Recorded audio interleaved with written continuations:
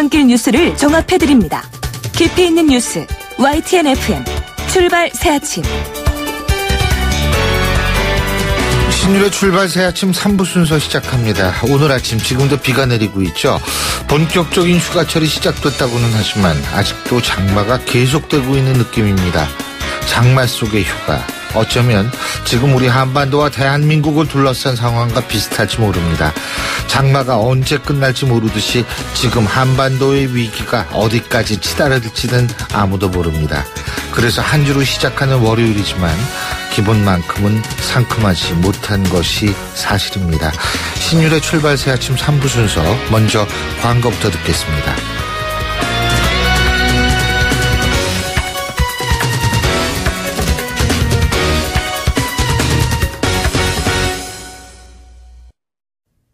YTN 라디오 신율의 출발 새 아침.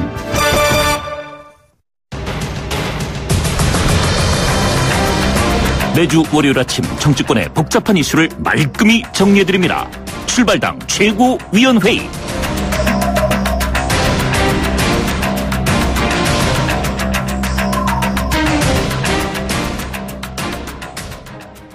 진짜 이 말끔히 여러분께 정리해드리고 싶은 마음은 굴뚝 같은데 우리 머리가 이렇게 복잡하니까 이게 말끔은 우리 머리부터 정리를 해야 되는 거 아닌가, 이런 생각이 솔직히 드는 아침입니다. 자, 오늘도 언제나처럼 월요일 여러분 찾아뵙는 두 분 나와 계십니다. 데일리안의 이종근 논설실장이십니다. 어서 오십시오. 네, 안녕하십니까. 우산을 안 들고 나와서 우울한 월요일 이종근입니다. 저하고 똑같네요. 지금 제가 얼마나 후회하고 있는지 아십니까? 내가 이거 우산 없는데 이거 어떡하지? 올 장마에 벌써 우산 한 15개는 산 것 같습니다. 참 정말. 두문정치전략연구소 서영우 소장이십니다. 어서 오십시오. 네, 연 3주째 월요일마다 비가 오고 있습니다. 이제 비 오는 아침은 정말 싫습니다. 정말 새 아침이 기다려집니다. 서양호입니다. 아니, 그러면은 지금 뭐 우리 프로그램 접으라는 얘기예요? 아니, 비가 지금 우리가 몇 주째 계속 월요일만 이렇게 쏟아지는지 모르겠더라고요. 네. 자, 내가 주목해본 정치인 말 한마디. 이종근 실장님부터. 네, 하태경 바른정당 의원이 괴물 잡자고 괴물이 될 수는 없다라고 얘기했습니다. 뭔 이야기인고 하니 안민석 더불어민주당 의원이 대표 발의를 했죠. 최순실 부정축제 재산몰수 특별법. 이 법과 관련해서 바른정당 의원은 한 명도 없고요. 다른 정당 다 모아서 130명 가까이 이 발의를 했습니다. 그런데 바른정당 의원들 참여 안 했다고 지금 욕먹고 있잖아요. 그러면 저는 하태경 의원의 SNS 제대로 한번 읽어보셨어요? 쭉 읽어보니까 고개가 끄덕여져요. 무슨 얘기냐면, 자, 감정에 의해서 뭐 폭파쳐서 막 여론 재판으로 이 법을 만드는 것보다는 좀 더 내용을 들여다보자. 이미 안민석 의원 법 말고도 다른 법들도 있는데 보니까 좀 위헌 요소가 있더라. 우리가 다 그런 어떤 위헌 요소 하나 없이 사실은 제대로 법을 만들어서 몰수해야지, 그것을 감정을 앞세워서 법을 만들 수는 없지 않느냐. 유보다. 뭐 이렇게 표현을 했습니다. 우리가 지금 좀 더 이렇게 좀 냉정하게 이런 어떤 이 최순실과 관련한 모든 그런 뭐 재판 과정 또 몰수법 이런 것들을 해야 되지 않나 싶은 그런 생각입니다. 바른정당, 다른 정당. 이게 갑자기 그런가요? 말씀하시니까 그렇게 들리네. 자, 서영우 소장님은요. 네, 이종근 실장님, 보수 논객이 국내 정쟁에 몰두할 때 진보 논객으로서 국가 안보를 챙기겠습니다. 자, 베를린 구상의 동력이 상실되지 않도록 관리하는 지혜가 필요하다. 문재인 대통령이 한 말입니다. 문재인 대통령이 북한이 ICBM 발사한 이후에 새벽 1시에 NSA를 소집했는데 강경 대응을 주문하면서도 이렇게 말한 이유는 아마도 강경과 압박과 제재도 결국은 북한을 대화의 테이블로 이끌어야만 북핵의 완전한 해결의 종착역에 도달할 수 있기 때문이 아닌가 싶습니다. 남북의 긴장이 강화될수록 강대강 대결에 대한 목소리가 높아지는 건 사실인 것 같습니다. 그러나 이러한 강대강 대결은 우발적이고 국지적인 작은 충돌에도 전면전으로 번질 수 있다는 사실은 우리 모두 다 유념해야 한다는 생각이 듭니다. 정부는 단기적으로는 강경책이 불가피하더라도 한반도 평화안보를 위한 전략적이고 장기적인 관점에서 북한과 대화 노력을 포기해서는 안 되겠습니다. 밤이 깊을수록 아침 또한 다가오는 것 또한 잊지 말아야 하지 않겠나 생각이 듭니다. 근데 이게 밤이 깊은 거는 사실인데 이게 언제 아침인지 모르겠어요. 문제는 거기 있는데 지금 이제 북한 핵을 포기하도록이라는 표현을 서영우 소장님이 쓰셨는데 사실은 그게 지금 가능하다고 생각하는 전문가들이 몇 %가 되겠느냐. 솔직히 얘기해서 그렇게 많지는 않을 수밖에 없는 환경이 아니냐. 안 그렇습니까? 거기에다 이제 ICBM까지 갖게 되는 거 아니에요? 그죠? 그러니까 이거 지금 북한 어떻게 보십니까? 지금 상황. 네네. 이종근 실장님. 그 통신사에 중국 그 전문가가 한 말이 저는 떠오릅니다. 최근 사태와 관련해서 북한의 롤 모델은 중국이다. 즉 무슨 얘기를 하고 싶냐면 중국이 중공일 시절에 미국과 적대적 관계였다가 드디어 마침내 핵을 소유하게 되자 어떤 결과가 벌어지냐면 미국이 대만에서 철수를 하고 미군 철수를 하는 거죠. 미국이 미군을 철수를 하고 그다음에 중국이 요구하는 대로 하나의 체제를 인정하게 됩니다. 그리고 핑퐁 외교를 하게 되죠. 그러니까 지금 북한도 그 모델을 지금 따라가는 게 아니냐. 우리가 핵만 가지면 우리가 ICBM만 가지면 미국과 협상을 해서 우리의 위치를 존중받은 다음에 평화협정을 맺고 한반도에서 완전히 자신의 어떤 뜻대로 이니셔티브를 취하겠다라는 것을 김정일과 김정은이 다르다는 거죠. 김정일은 사실은 굉장히 여러 가지 전략을 썼어요. 어떤 평화의 메시지도 보였다가 하면서 이 밀당을 하는 것처럼 보였는데 사실은 김정은은 명백하고 일관된 태도를 보여요. 우리는 그렇죠. ICBM 갖겠다. 우리는 핵을 갖겠다. 한 번도 평화적인 어떤 우호적인 제스처를 취한 적이 없어요. 그러니까 문재인 정부가 들어설 때 우리가 대화하겠다라는 것이 공허하게 들린 게 첫 상대방은 일관되는데 우리는 거기에 대해서 대화를 하겠다는 여지를 계속 보인다. 사실은 그건 굉장히 아쉬운 대목이죠. 현실을 직시해야 된다. 근데 이제 대화라는 게 상대가 있는 거 아니겠어요? 근데 상대가 별 그런 마음이 없어요, 지금. 네, 이서영 소장님. 네, 저는 트럼프 문재인 대통령, 즉, 한미 허니문을 깨기 위한 그 북한의 도발이지, 북한 김정은이 한반도가 남북이 너도 죽고 나도 죽자 공멸을 위한 그 도발은 아니라는 생각이 듭니다. 한미 정상회담에서 한미 정상 간의 대북 문제와 관련해서는 제재와 대화를 동시에 강조하면서 한편으로는 북핵 문제와 북한 문제 해결을 위해서 한반도에서 남한 정부, 한국 정부의 주도적 역할을 보장하지 않았습니까? 저는 거기에 대해서 북한이 ICBM이라고 하는 전략 도발을 통해서 미국과 직접 담판을 짓겠다. 즉 북미 대화를 나서게 하고 한반도에서 남한을 패싱하겠다. 한국을 제외시키겠다고 하는 의도가 아닌가 싶은 생각이 듭니다. 그래서 저는 그동안 우리가 북한 도발 관련해 북한에 대해서는 압박 강도를 높여야 되고 또 중국에 대해서는 사드 배치 등의 불가피성에 대해서 양해를 구하면서도 또 북한을 압박하기 위해서 중국이 나서도록 해야 되고 미국에 대해서는 한국 정부의 주도적 역할을 위해서 남북 간의 직접 대화를 우리가 하겠다는 것을 또 설득시켜야 했습니다. 한반도 긴장이 고조될수록 여러 변수를 냉정하게 분석하고 신중하게 대응해야 하는데 그 원칙은 지금 상황에도 잊지 말아야 하는 거 아닌가 생각이 듭니다. 근데 지금 사실상 대북 정책의 기조는 바뀌었다. 우리 정부에 이렇게 보는 언론들도 많고 전문가들도 많거든요. 이종근 실장님. 자, 지금 그 문재인 정부가 처음에 시작할 때 뭘 주장했냐면 전 보수 정부의 그 대북 정책이 잘못됐다. 그 기저하에서 이 안보에 대한 공약도 내세우고 했습니다. 그런데 박근혜 정부를 생각해보죠. 박근혜 정부는 맨 처음 뭐라고 그랬죠? 한반도 신뢰 프로세스라고 했습니다. 그 내용은 뭐죠? 북한이 적절하게 이 평화를 위해서 한반도 평화를 위해서 그러니까 그런 어떤 태도와 행동과 걸맞는 대화를 해온다면 거기에 걸맞게 우리도 경제적인 지원을 하겠다라는 게 골자인데 어떤 의미에서는 지금 문재인 정부가 했던 베를린 구상의 내용과 사실 별 차이 없는 거예요. 베를린 구상도 마찬가지입니다. 우리 한반도의 평화를 위해서 남북 간 대화를 해야 된다. 북한이 대화에 응해라.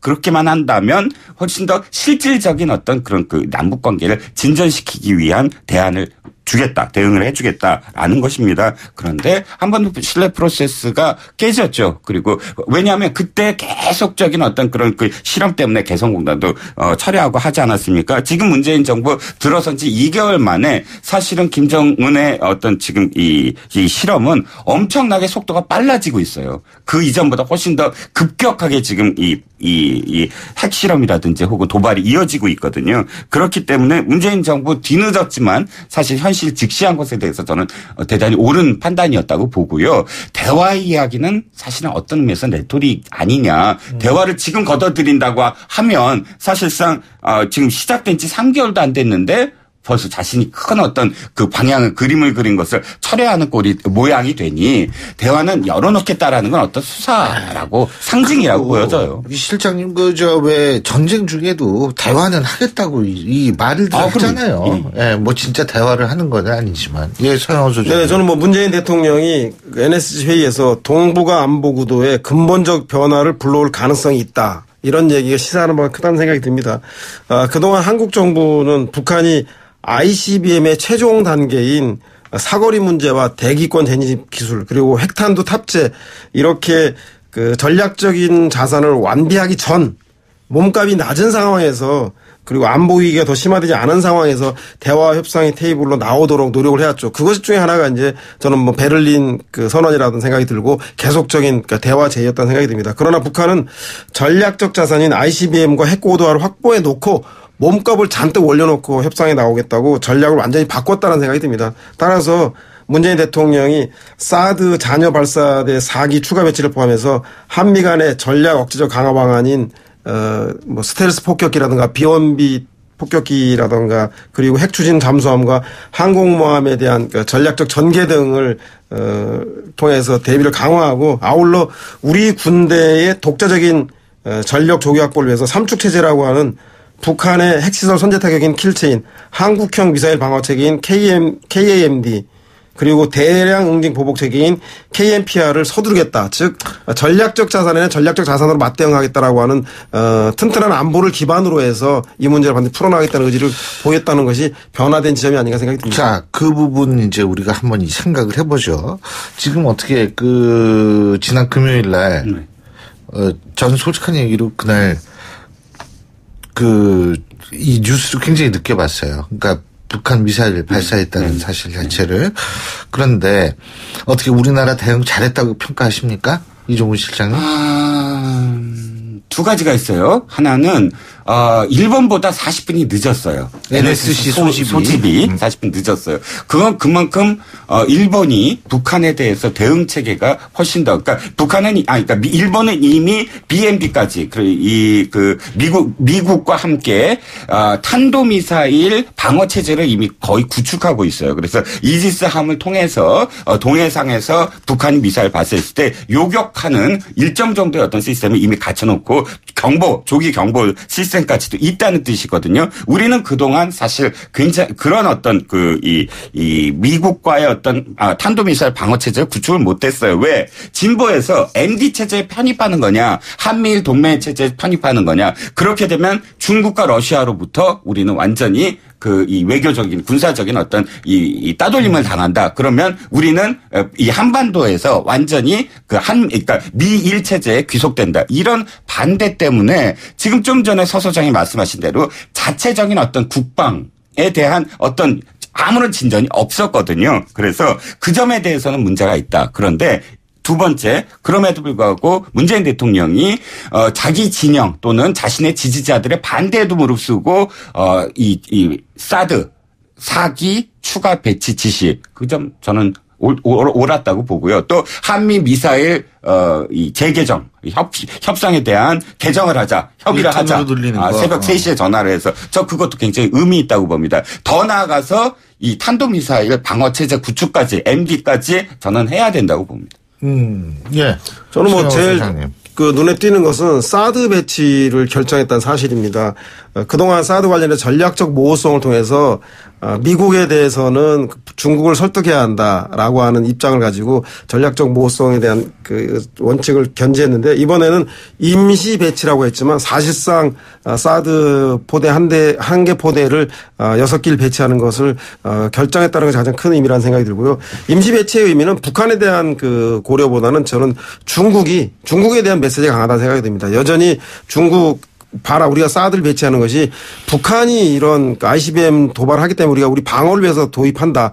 그런데 당신들이 북한을 설득해서 ICBM이라든가 한반도 긴장 완화에 나서게 하면 대화에 나서게 하면 우리도 이 임시 배치를 처리할 수도 있다. 그렇기 때문에 임시다라고 하는 중국을 압박하기 위한 그 포석으로서 사드 배치를 한 것은 뭐 저는 전적으로 올바른 안보를 위해서도 그렇고 중국을 북한에 압박을 하기 위한 그 전술로서도 시적절하지 않았나 생각이 듭니다. 근데 저도 거기 당연히 동의하는데 단지 이제 제가 좀 궁금한 게 B1B 아까 서영수 장관님 말씀하셨죠? 죽음의 백조라고 얘기를 하는. 근데 그 B1B가 2대가 떴단 말이에요. 근데 이제 북한 입장에서 볼 땐 그럴 거예요. 쟤네 또 왔네 뭐. 그냥 이런 식이지. 왜 그러냐면 그게 더 이상 소위 말하는 미국의 전략 자산에 있어서 한반도 어떤 출격 배치라는 게 그게 이제 북한에 대한 압박이 되느냐. 여기에 대해서 또 회의적인 시각을 갖고 있는 전문가들도 많더라고요. 어떻게 보십니까? 지난 4일날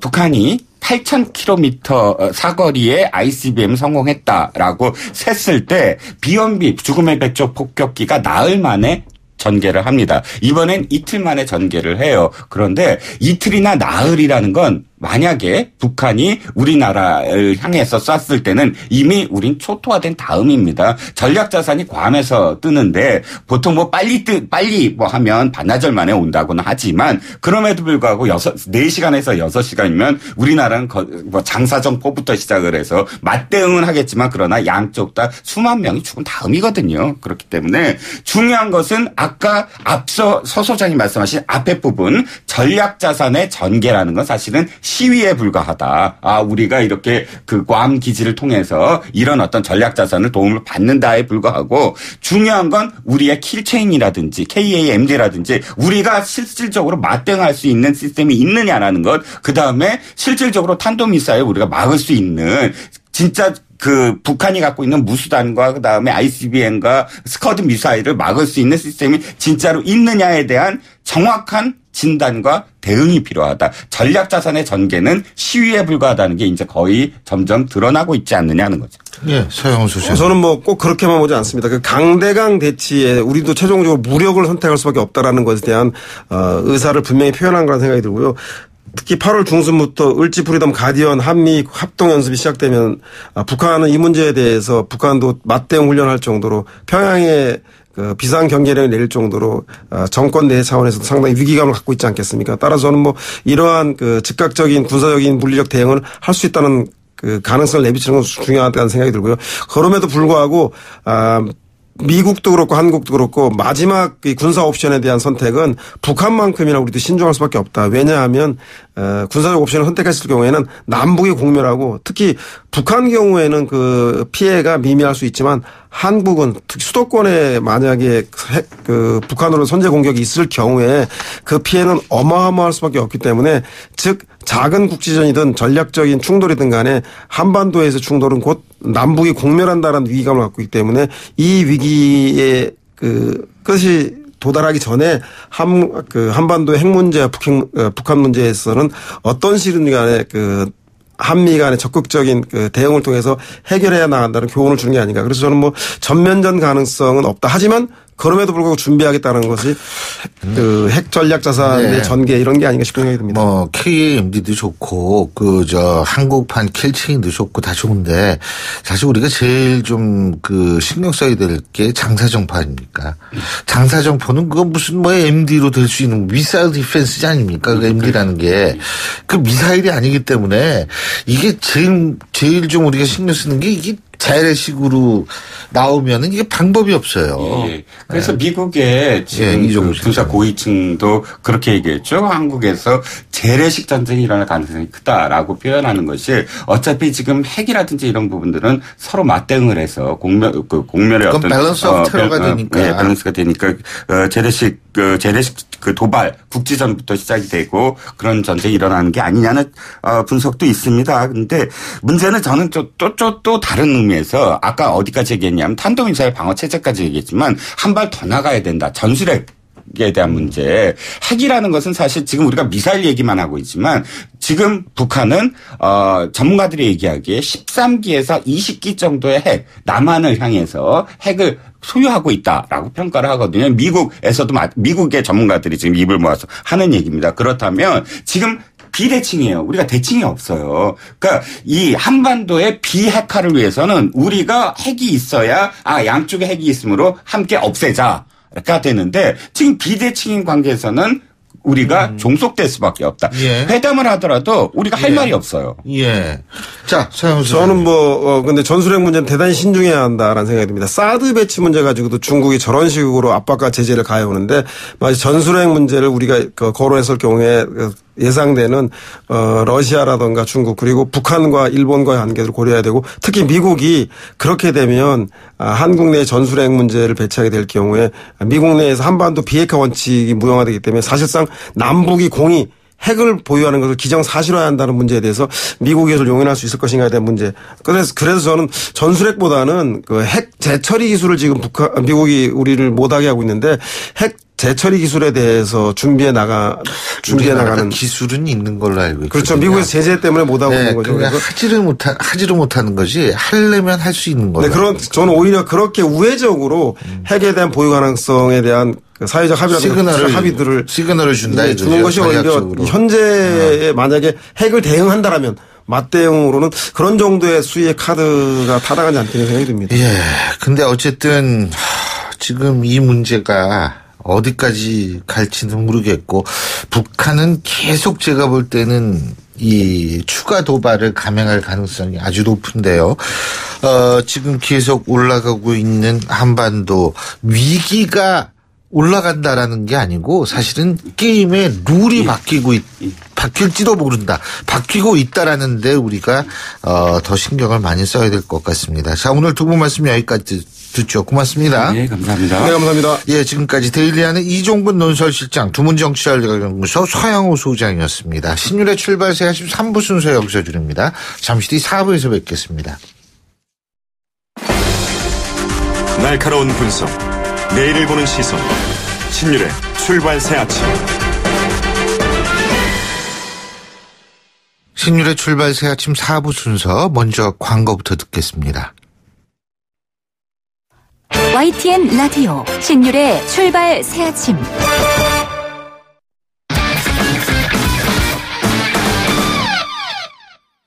예, 스포츠 소식 알아보겠습니다. 최동문 스포츠 평론가 전화 연결하겠습니다. 안녕하십니까? 예, 안녕하세요. 예, 오늘 새벽에 열린 LPGA 투어 소식부터 알아볼까요? 이미양 선수 스코트 TC 오픈에서 역전 우승을 했네요.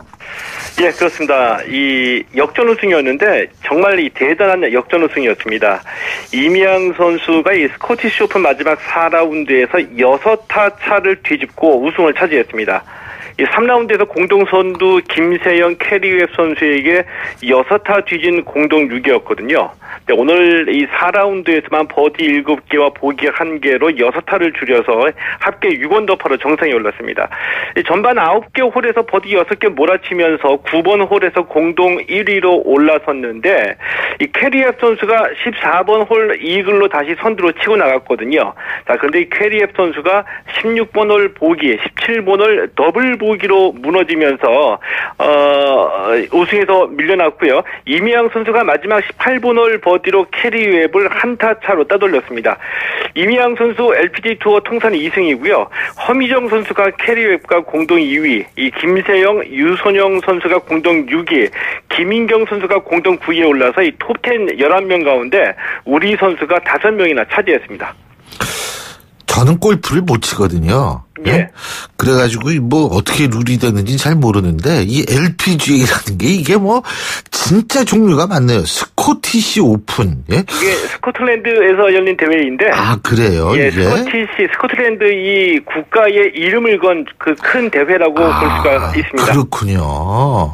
그래서 뭐 시티도 아니고 스코티시는 또 뭔가. 그래가지고 제가 여쭤본 건데.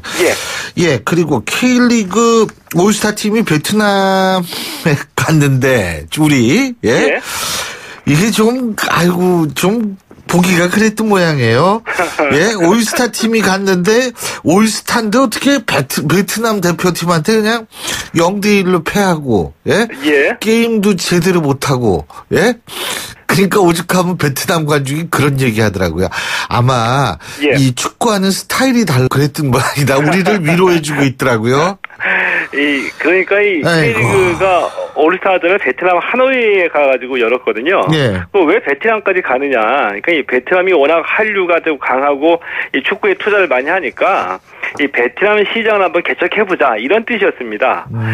그래서 이제 토요일에 베트남 하노이에서 올스타전이 열렸는데 23세 이하 이 베트남 대표팀에게 이 K리그 올스타팀이 0대1로 패하면서 이 모양새가 좀 이상해진 겁니다. 아, 일부러 져준 모양이죠. 네?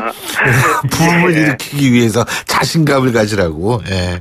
그러니까 이게 원래 우리가 의도한 대로 하려고 하면은 이 베트남 대표팀은 우리가 압도하는 실력을 보여주면서 이 동시에 좀 재미있게 경기를 해야지 이 베트남 축구 팬들이 이 K리그가 역시 다르다 이렇게 인정받을 수도 있고 그래야지 앞으로도 이 지속적인 이 교류가 이어질 수가 있는데 경기 내용하고 결과에서 베트남 대표팀이 완승을 거둔 겁니다. 근데 올스타전이 토요일에 열렸는데 이 올스타 팀이 하루 전인 금요일에 출국했고요.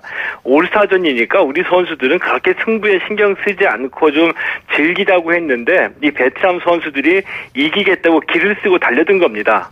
올스타전 이 베트남 개최의 취지는 좋았는데 좀 준비가 부족해서 얻는 것보다는 오히려 잃은 게 훨씬 더 많은 올스타전이 돼버렸죠. 프로페셔널이라는 거는 사실 어떠한 경기도 최선을 다하는 게 프로페셔널이죠, 사실. 안 그렇습니까? 그러니까 이거 뭐 가서 그냥 설렁설렁하고 그냥 재미로 한번 보여주자. 이 마음 자세를 만일 가졌다라고 가정을 한다면 그거는 프로페셔널다운 입장은 아니라고 생각합니다. 근데 이거를 우리가 이제 뒤집어서 생각해 볼 수도 있거든요. 과거에 보면은 유럽의 그 명문 프로축구 팀, 예를 들면 FC 바르셀로나나 과거의 브라질 팀을 우리가 초청했었죠. 근데 이들이 보면은 이들도 역시 급하게 왔기 때문에 최선을 다하는 플레이는 아닌데 결국에는 골을 넣어서 이기더라고요. 이게 바로 실력인데 이제 그것이 부족했다는 얘기죠. 그런데 우리가 조금 이 부분은 아주 또 우리가 훌륭하다 이렇게 볼 수 있는 진짜 이 프로가 어떤 건지 프로 정신을 보여주는 선수 바로 프로야구에서 이승엽 선수 아닙니까? 예, 맞습니다. 대단한 기록 세웠죠. 그렇습니다. 이 토요일 넥센전에서 이 이승엽 선수가 6회 2루타 2개를 추가하면서 이 통산 4,002루타를 기록했거든요. KBO 리그에서 최초로 이 통산 4,000루타를 돌파한 겁니다.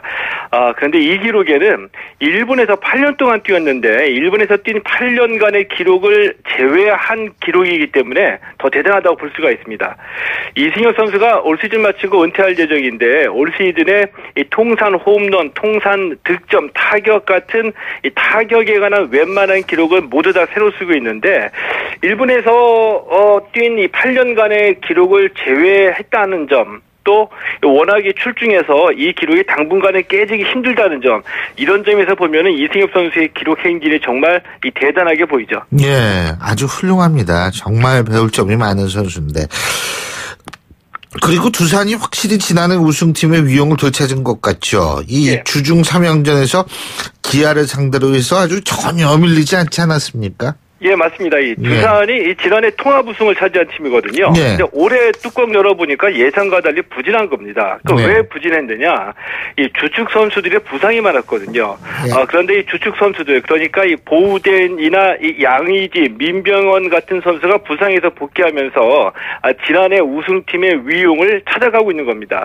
단독 선두 기아하고 주말 3연전으로 만나서 주목을 받았는데 이 금요일에 3대3 무승부, 토요일에 2대1로 패했지만 일요일 어제 경기에서 6대4로 승리하면서 1승 1무 1패를 기아하고 나눠 가졌는데 예. 확실히 좀 짜임새가 달라진 그런 모습이었고요.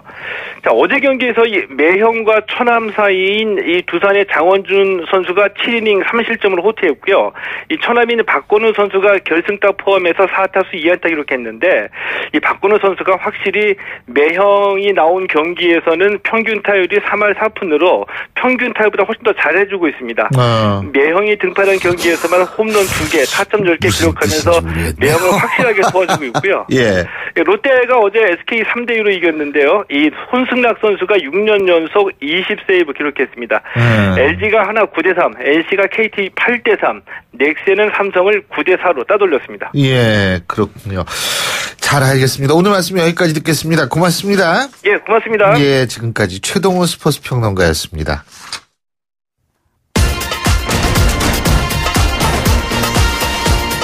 여러분이 지금 듣고 계신 주파수는 FM 94.5MHz입니다. YTN 뉴스 FM.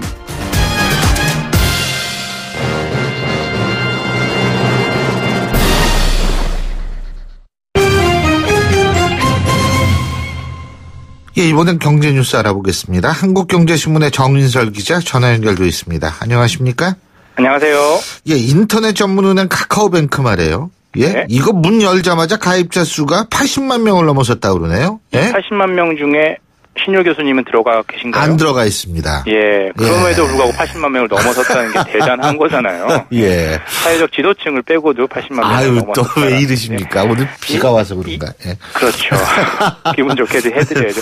가입자 수가 개설 첫날만 해도 18만 명이 넘어섰어요. 27일이었죠. 지난주 목요일이었는데 18만 명 뭐 많을 수도 있고 적을 수도 있다 이렇게 생각할 수 있는데 작년 1년간 전체 시중은행의 모바일과 온라인 뱅킹 가입자 수를 총 합한 게 15만 5천 명이거든요. 예. 근데 그걸 하루 만에 넘어섰습니다. 이야, 대단해요. 예. 네, 그러니까 그것도 대단하고요. 어제 오후 3시 기준 82만 명을 기록을 했고요. 예. 그러니까 80시간이에요, 총. 80시간 만에 82만 명이니까. 1시간에 10,000명. 10,000명 이상씩. 1분에 170명씩 가입을 했다는 거고요. 아니, 뭐, 영화 구남도가 400만 돌파했다 그러네. 그건 뭐 대단할 수 있는데, 이거 가입하는 게 되게 힘들 거거든요. 사실 한 10분 그렇죠. 정도 걸려요. 맞아요. 그럼에도 불구하고 이렇게 많이 가입을 했다는 거고, 가입한 거 말고, 이제 은행 가면 줄 서야 되면 대기자 변호퍼 받아야 되잖아요. 예. 카카오뱅크 애플리케이션 다운로드 숫자만 해도 148만 회. 이거 하는데도 한 10초 정도 걸릴 거 아니에요. 이 정도 하는데 지금 148만 명이 했으니까 앞으로 더 가입하려고 줄 서 있는 사람들이 많다는 거죠. 아, 근데 이거 뭐 금리가 높아서 그래요? 왜 이렇게 인기예요, 이거? 예금 금리도 좀 높고요. 예. 그리고 대출 금리도 그 흔히 얘기하는 우리 마이너스 통장 직장인들 많이 쓰시잖아요. 네. 다른 시중은행보다 낮습니다. 그리고 또 뭐 송금 수수료. 네. 이게 정말 좋은 게 이 모바일 메신저다가 친구로만 등록돼 있으면 계좌번호 몰라도 바로 돈을 쏠 수 있어요. 송금을 할 수 있어요. 이런 좋은 점이 있어서 많이 가입을 하는데 제가 보기엔 뭐니 해도 가장 큰 이유는 카카오톡, 국민 모바일 메신저라고 하잖아요. 예. 뭐 그 카카오톡의 힘이겠죠. 카카오톡 하다가 많이 보다 보니까 많이 대하다 보니까 옆에 카카오뱅크도 있네. 이거 다운받아 볼까? 이런 사람들이 너무 많다는 거고요. 그리고 메신저 얘기하다가 뭐 돈 붙이고 뭐 우리 동문회 보면 단톡방도 있고 이러잖아요. 돈 어디로 붙여? 그러다 보면 카카오뱅크도 다운받고 이런 선순환이 이루어지는 거고 또 하나 K뱅크가 인터넷뱅 전문은행 1호 은행이었잖아요. 그렇죠. 이게 넉 달 만에 40만을 돌파했어요. 근데 4일 만에 40만이 무슨 일이 있는 거예요? 그 K뱅크는 이제 KT가 대주주이고 이 모바일 메신저라는 게 없는 것도 있지만 동시에 이 은행의 가장 큰 허들이 이제 통장 개설하고 계좌 개설할 때 본인 확인을 해야 되잖아요. 그렇죠. 이 K뱅크 같은 경우는 영상 통화로 본인 확인을 했어요. 예. 근데 이 카카오뱅크는 되게 독특한 방식으로 했습니다. 본인이 가지고 있는 다른 은행의 인터넷 뱅킹을 계좌번호를 기재를 하면 카카오뱅크 주식회사에서 그 은행 계좌로 돈을 쏴줍니다. 은행 그다음에 그 이름을 10원을 쏜다 그랬지? 10원. 맞죠? 1원입니다. 1원. 1원인가요? 그러니까 예를 들어 이런 거죠. 쓰는 김에 10원 보내지. 예. 그러니까요. 그렇다고 얘기해 볼게요. 예. 신율 멋져라고 쓰는 거 있으면 이걸 갖다가 이제 본인 확인을 번호 대신에 신율 멋져라고 써놓으면 이게 본인 확인이 되는 거예요. 그러니까 이 상당한 그 장벽을 낮춘 거죠. 되게 빨리빨리 할 수 있게 만든 거죠. 처리를. 그래서 4일 만에 80만 명 돌파할 수 있었던 비결이 아닌가 이렇게 생각이 됩니다. 지금 장벽 말씀하셨는데 거꾸로 카카오뱅크도 장벽에 부딪힐 수 있다 이런 얘기가 있던데 이건 또 뭐예요 그러면? 은산분리 때문인데 대기업의 금융사 소유를 제한한 그 은산분리였지만 은행을 제외한 보험사나 저축은행 같은 경우는 약간 허들이 낮아서 은산분리라고 얘기를 하는데 이거 뭐 다 아시겠지만 그 산업자분이 은행을 소유할 수 있는 지분 제한을 10%로 묶어 있고 의결권을 4%로 묶었어요. 그러다 보니까 이제 대출 많이 하다 보면 이제 부채가 늘고 그러다 보면 건전성 기준을 맞추려다 보면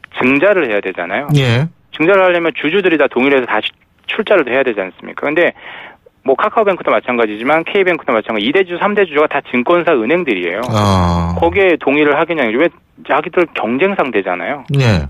그러다 보니까 계속해서 뭐 증자를 하기 힘드니까 K뱅크 같은 경우도 일정 기간 동안 대출을 막 하다가 중단을 했었어요. 카카오뱅크도 아마 그런 비슷한 그 경로를 밟게 될 수 있지 않을까 이런 생각을 해봅니다. 그렇군요. 자, 그리고 문재인 정부의 신임 통상교섭 본부장이 결정이 됐죠. 요번에 두 번째 통상교섭 본부장 하는 김현종 한국외국어대학 교수가 이제 두 번째로 통상교섭 본부장을 맡게 됐네요. 결자 해지라고 하잖아요. 예.